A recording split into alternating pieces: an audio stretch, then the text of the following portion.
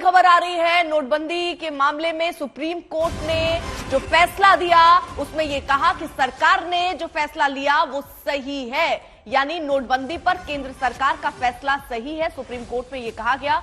आपको बता दें, इस पूरे मामले पर जो याचिकाएं दाखिल की गई थी उनमें कई बातें कही गई थी। उन सबको सुनते हुए, उन दलीलों को सुनने के बाद अब कोर्ट की तरफ से यह फैसला आया कि नोटबंदी का जो फैसला सरकार ने किया था वो फैसला बिल्कुल सही है।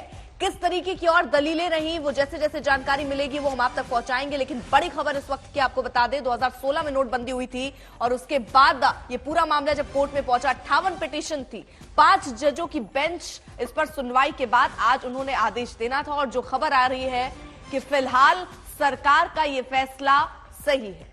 संजय शर्मा हमारे सहयोगी हमारे साथ जुड़ गए हैं, उनसे और जानकारी हम लेते हैं। और क्या जानकारी इस बड़ी खबर पर? सुप्रीम कोर्ट का बड़ा फैसला सामने आया है। सुप्रीम कोर्ट का बड़ा फैसला। सुप्रीम कोर्ट ने नोटबंदी मामले में केंद्र सरकार को क्लीन चिट दी है और उनका ये कहना है कि सरकार और रिजर्व बैंक ऑफ इंडिया अकेले विमुद्रीकरण का फैसला नहीं ले सकते हैं। लिहाजा ये रिकॉर्ड से ये बात साबित हो गई है कि सरकार ने 8 नवंबर 2016 को जो विमुद्रीकरण की अधिसूचना जारी की थी, उससे 6 महीना पहले तक से सरकार ने रिजर्व बैंक ऑफ इंडिया के साथ समुचित विचार विमर्श किया, सलाह मशवरा किया और उनके निगाह में उनकी सहमति से ही विमुद्रीकरण यानी नोटबंदी का फैसला लिया गया था।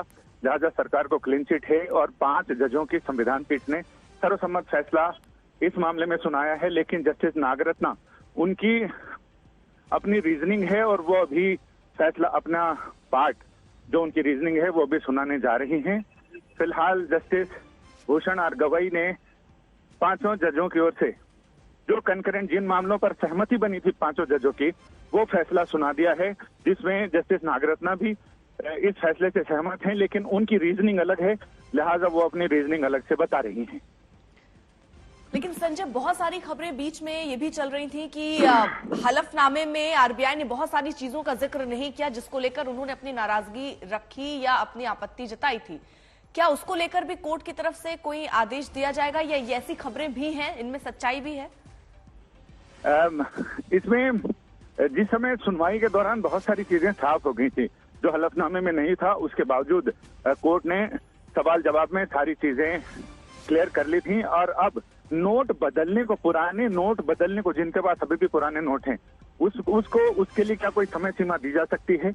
इस मुद्दे पर भी कोर्ट ने विचार किया और कोर्ट ने तय किया है कि अब इस मामले में बड़ी बेंच, चीफ जस्टिस को ये कहा गया है, तो बड़ी बेंच को इस मामले की सुनवाई के लिए भेजेंगे। जी संजय, साथ ही ये भी बताइए कि याचिकाओं के जवाब में केंद्र ने क्या कुछ कहा, आरबीआई की तरफ से क्या कुछ कहा गया?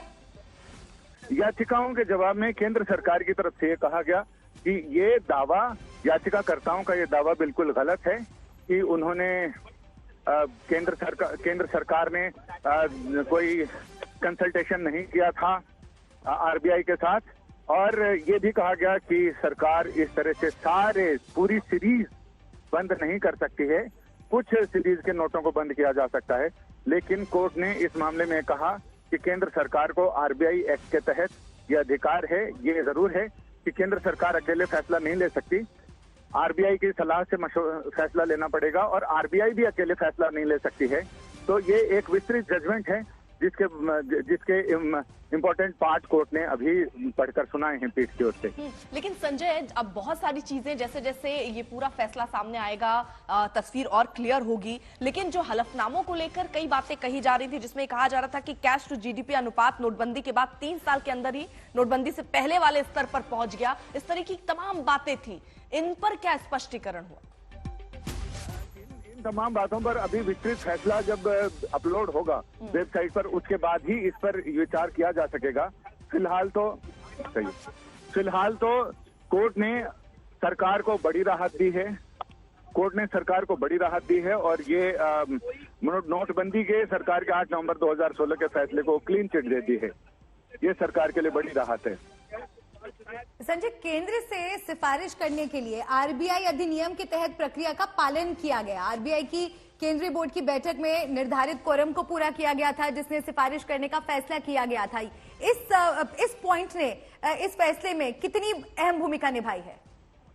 इसी पर ही पूरे फैसले का दारोमदार था, पूरी याचिका का। कोर्ट ने जब एक लाइन ये पढ़ी कि रिकॉर्ड से ये बिल्कुल साफ है कि केंद्र सरकार ने इस मामले में रिजर्व बैंक ऑफ इंडिया के साथ 6 महीने तक, मतलब जब से नोटबंदी की अधिसूचना जब उससे पहले के 6 महीने पहले तक कोर्ट ने इसमें सलाह मशवरा किया था और समुचित कोरम पूरा किया था, जो प्रक्रिया है उसे पूरा किया था, उसके कहीं उल्लंघन की बात सामने नहीं आती। जब सारी प्रक्रिया पूरी हो गई है तो ऐसे में कोई कारण नहीं बनता कि नोटबंदी के इस पर जो सवाल उठाए गए हैं उनको वाजिब माना जाए।